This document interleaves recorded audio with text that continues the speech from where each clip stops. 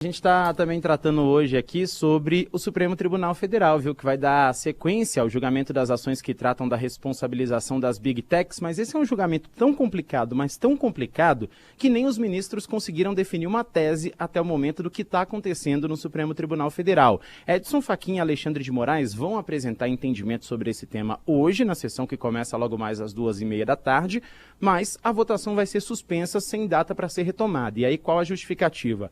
O ministro Roberto Barroso disse que é preciso formular uma tese sobre esse tema, já que cada ministro está dando um voto ali meio que por um caminho. Já há uma maioria formada para responsabilizar as plataformas por conteúdos criminosos publicados pelos usuários. Só André Mendonça votou contra esse argumento de que a liberdade de expressão é garantida pela Constituição. Na sessão de ontem, a gente teve o ministro Flávio Dino defendendo que a liberdade de expressão é uma coisa e cometer crimes na internet é outra totalmente diferente. A gente vai ouvir um trechinho do ministro Flávio Dino. Eu realmente não consigo imaginar outro conceito de liberdade que não seja aquele plasmado na Constituição, em que a responsabilidade não só anda de mãos dadas como um limitador externo, mas sobretudo como um limitador intrínseco.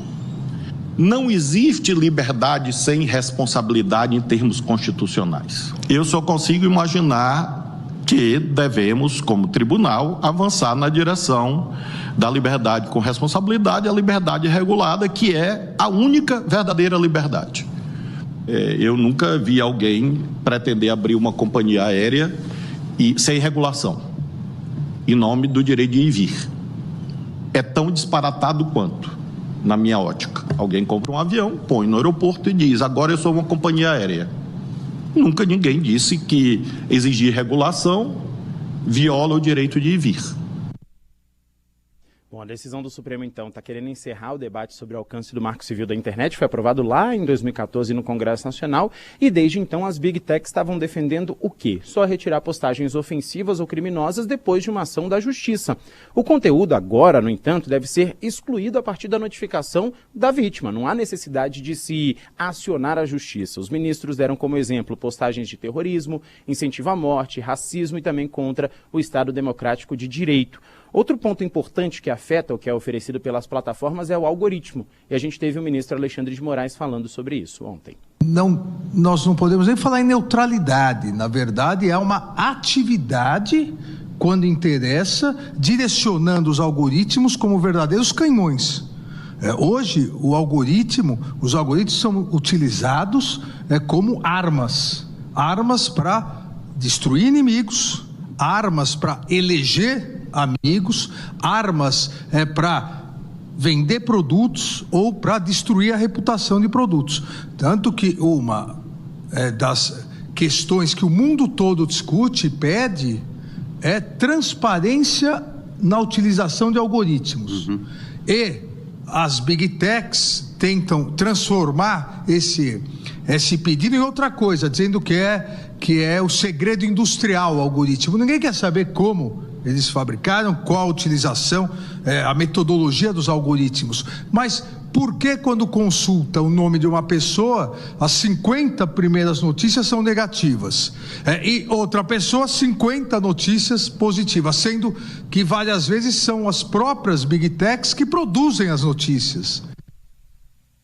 Bom, então, quanto mais um conteúdo é consumido, mais ele é apresentado aos usuários, mesmo que seja ilegal. E é isso que o Supremo Tribunal Federal quer mudar, essa lógica. E aí a gente cita um exemplo aqui rápido, inclusive, que aconteceu comigo aqui no estúdio, né? Mesmo fora do ar, conversando com colegas aqui no estúdio um dia, elogiei determinada camisa, elogiei determinado acessório que a pessoa estava usando, 2 segundos depois apareceu para mim na rede social uma propaganda sobre aquele acessório. Então, assim, os algoritmos, eles de fato ficam de olho em tudo que a gente faz, em tudo que a gente fala perto desse objetinho aqui, que é o nosso celular, né? Isso é o tempo inteiro.